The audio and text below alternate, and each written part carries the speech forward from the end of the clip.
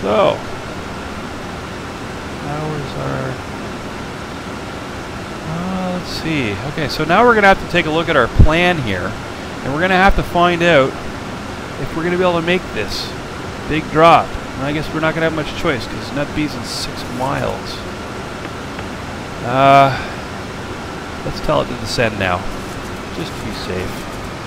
I know it's a little early, but it scares me, honestly. And of course, we have to tell it that we can go down. And I'm going to set the altitude on our MCP to 3,000 because that's where we want to be when we get to Leroy.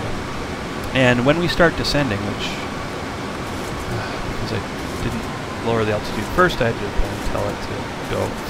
You're going to see, you're going to see this green bar come in, and it's going to tell us where it thinks we'll be on the map horizontally when we reach our altitude and assign speed. So in this case,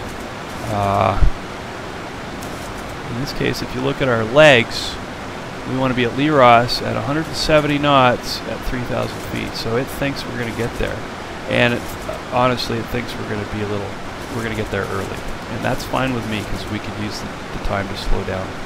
And honestly, it's trying to slow down now, which is a little early, but it's not too bad because it's only 40 miles. So I probably could have done that a little different. If you have better suggestions, please write down below. Honestly, normally a little longer flight than this is in order for a plane of this size and magnitude, and normally you want to do a little bit of climbing and a little bit of descending, and a little bit more with the flight management. It's a little more fun. But of course, like I said, I just wanted to get a quick flight in so we can put it on the video. So we're already below 250 knots, and we're not really dropping. Another thing I'm not really versed on is sometimes it does this. Sometimes it just kind of goes and stops the descent. Probably because it thinks like, wow, we're so far off, we're so far deviated from the path that we set out to follow. Our vertical deviation is low, so it's kind of hanging out and waiting probably until we get to a reasonable level of closeness to our flight path, which is okay because we're not actually doing a level change. We're letting it manage, and it believes that it can get us down easily. So here comes the little magenta diamond on the HSI, and that tells us that that we're going to make it exactly in the right spot. And if you look now, we're dropping. So FMS thought it was smarter than us and brought us down where it wants to anyway. So that's fine, as long as it works, and it does seem to be working quite well. We're already below the 250 knot threshold that we have to be below at 10,000 feet or less in North America. Mind you, a lot of the times these days, pilots will automatically get lift on the speed restriction, especially when they're descending. It doesn't happen so much in VATSIM, and so I just get used to trying to stay below 10,000, below 250 under 10,000 anyway. So be it. How we doing? Diamond is still good. The little green bars dancing around a little bit, but it's generally in the Leros vicinity as it's figuring out temperatures and all that kind of stuff. We're just going to hit B here. I do that occasionally to make sure that our altimeter is set properly with the right pressure. So, descent checklist, which we probably should have done before now. VRF flaps 30% and select and enter. You do that in the FMC. You can figure out how fast you have to go and stuff like that to get to your flap speeds and whatnot. The speeds you have to go before you can start dropping flaps and whatnot.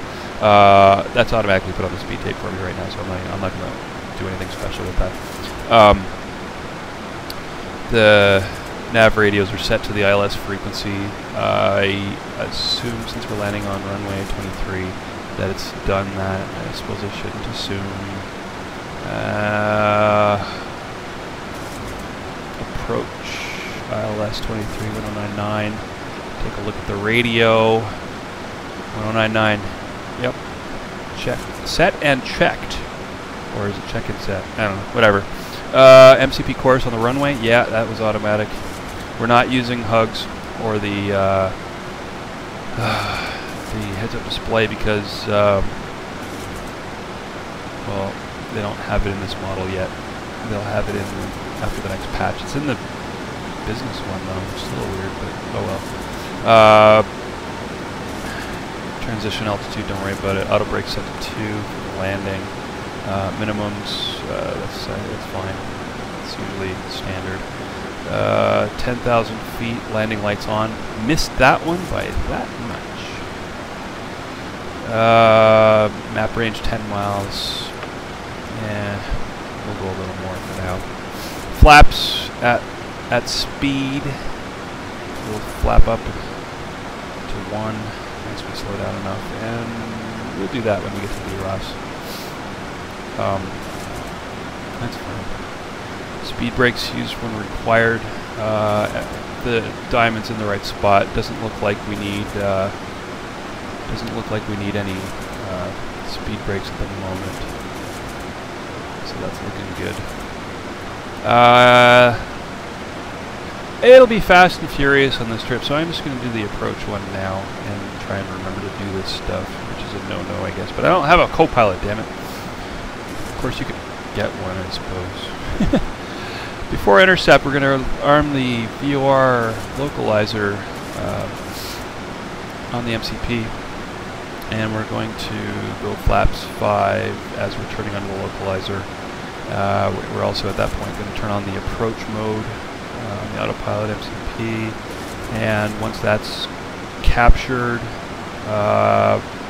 we're going to turn on Command B so that we can set up for auto land. We're going to set the VREF +5 for the indicated airspeed. We're going to turn on our engine selectors to continuous, and then we're going to go flaps 15. And then at flaps 15, we're going to drop our landing gear at flaps 15, and then once that's down, we're going to slowly work the way down to 30 while we're reducing our speeds accordingly, and arm speed brakes at landing. Auto thrust reverse, disengage the auto brakes, and turn off the autopilot. So that's the approach, and actually the landing checklist, because it's all going to happen real quick. How are we doing? Are we going to cross Leros at the right spot? I think we are. Everything's looking good. If you notice, our